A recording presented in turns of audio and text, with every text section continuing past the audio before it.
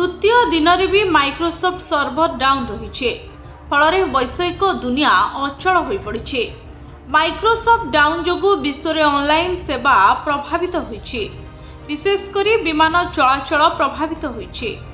दिल्ली और चेन्नई सहित विभिन्न विमान बंदर में यात्री लगी रही लंबा लाइन।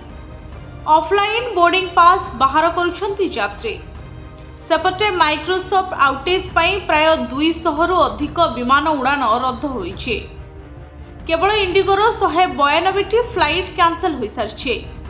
विश्वर 3टी बड़ विमान संस्था US airline, American United and डेलाट्रो कंपनीर विमान उड़ान प्रभावित होइछि।